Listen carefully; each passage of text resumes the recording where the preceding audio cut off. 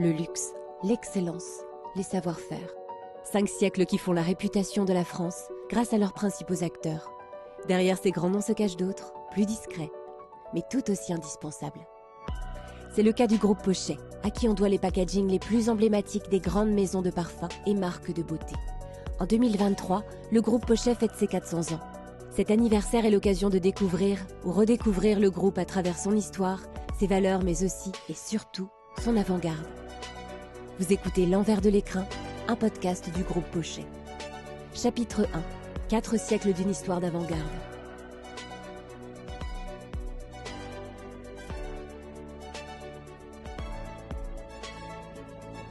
La genèse.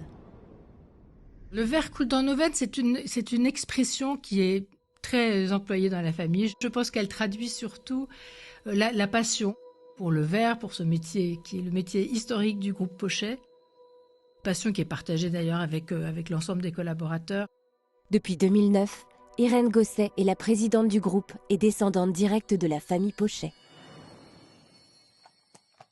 Alors on est en 1623 et François Le Vaillant, qui est un noble dont la famille est verrière depuis le XIVe siècle à peu près, installe une verrerie au Courval et on est encore au Moyen-Âge. Donc au Moyen-Âge, il faut des autorisations.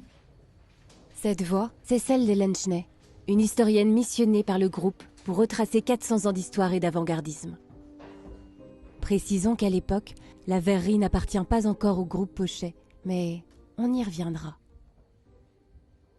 Et il obtient de Catherine de Clèves, qui est comtesse d'Eu et duchesse de Guise, l'autorisation d'exercer le maître de verrier.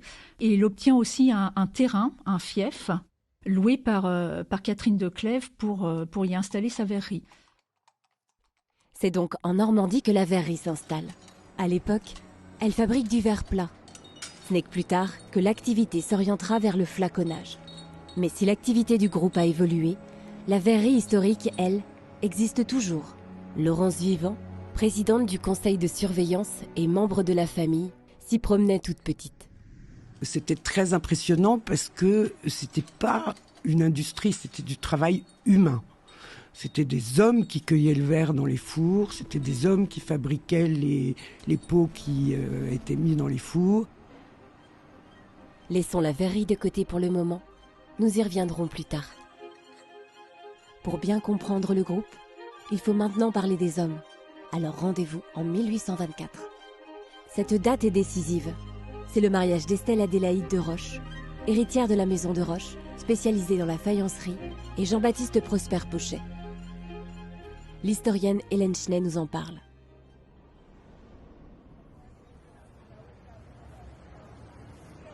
De là, on voit le nom Pochet qui commence à apparaître. C'est le fondateur de la lignée de Pochet jusqu'à aujourd'hui.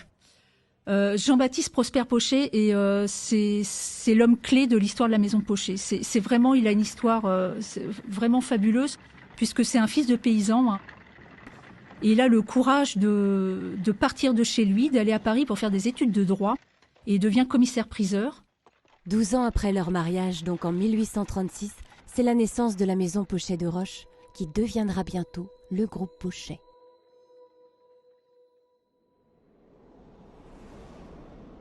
La construction. Aujourd'hui, le groupe Pochet rayonne. Il est le partenaire incontournable des grands parfumeurs et marques de beauté. En 1853, il y a le mariage d'Eugénie de Montijo avec Napoléon III. Et ce mariage, évidemment, fait rêver.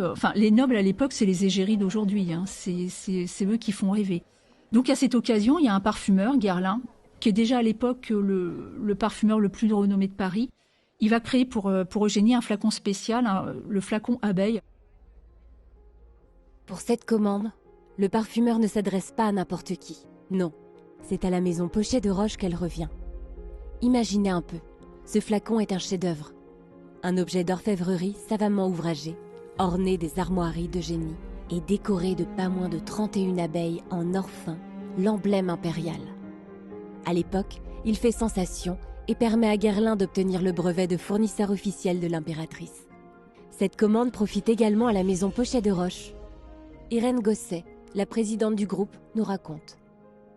La création de de ce flacon pour l'eau impériale de Guerlain a donné un éclairage sur le groupe très important, puisque ça a été un grand succès et que ça a forcément rejailli sur Pochet du Courval et sur Guerlain de la même façon, puisque Guerlain a par la suite développé de nombreuses fragrances et s'est beaucoup adressé à Pochet du Courval. Effectivement, et comme le souligne Hélène Schnee, Guerlain n'est pas le seul parfumeur à faire partie des clients de la maison. Tous les parfumeurs passent par Pochet, que ce soit les parfumeurs de l'époque, Pivert, Lubin, Gelée, tous, on a des listes. Il y a un document très important chez Pochet et très intéressant, c'est que Pochet, quand il fabriquait un moule pour fabriquer les flacons, il le notait à partir de Jean-Baptiste Prosper dans un livre. Et on a ces livres de moule donc depuis les années 1825 jusqu'à aujourd'hui. Au 19e, la maison Pochet de Roche évolue. Elle s'agrandit. Il est temps de trouver une nouvelle adresse et quitter les locaux trop exigus du 1er arrondissement. C'est chose faite en 1890. Ce sera au 121 quai de Valmy, dans le 10e arrondissement de Paris.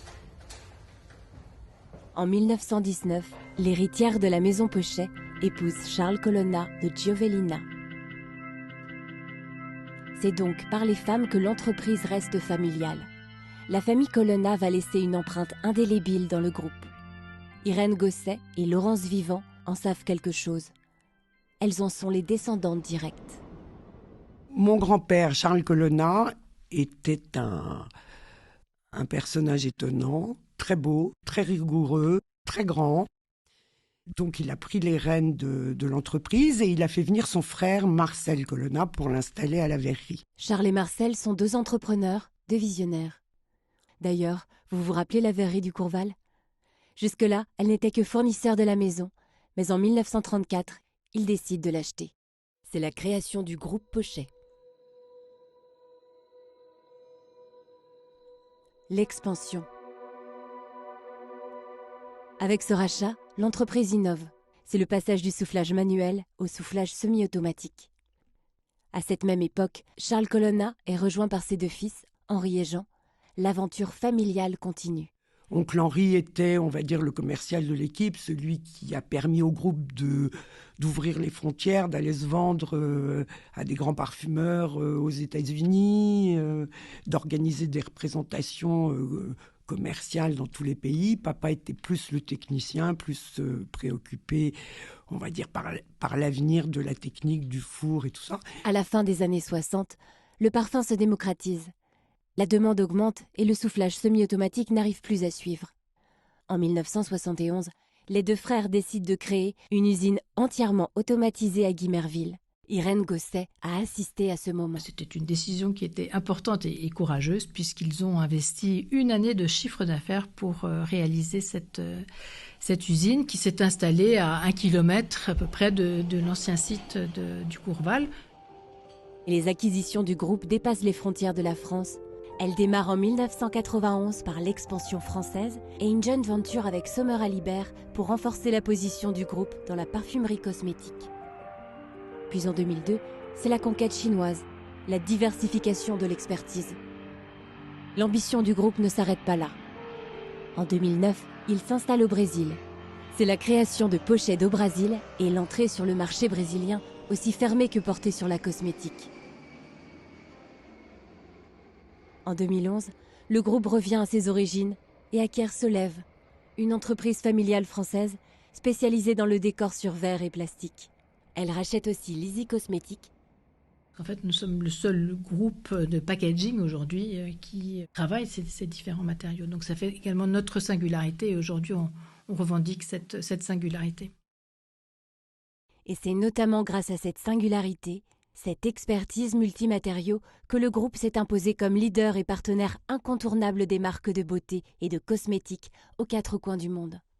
Mais pas seulement, à en croire Hélène Schnee et Irène Gosset. C'est une entreprise familiale, donc il n'y a pas eu dispersion au fil des siècles d'un savoir-faire, de technologie, d'usines, etc. C'est resté dans la même famille, donc ça permet aussi de conserver. Et visionnaire, parce qu'ils sont effectivement, on l'a vu à toutes les époques, ils sentent ce qui va marcher, ils sont au bon endroit, ils sont à Paris, ils sont avec les bons clients. Je pense que c'est quand même l'esprit d'entreprise qui caractérise en fait les différents dirigeants du groupe Pochet et qui permet au groupe d'être présent aujourd'hui. L'esprit de famille aussi. On va dire que Pochet est une grande famille. Et si la recette du groupe reste inchangée, il y a fort à parier qu'il sera là dans longtemps. Merci d'avoir suivi cet épisode. Je vous donne rendez-vous dans le prochain à la découverte de l'alchimie entre les matériaux ou comment le groupe Pochet parvient à marquer le plastique, le métal et le verre du sceau de l'avant-garde. À très vite.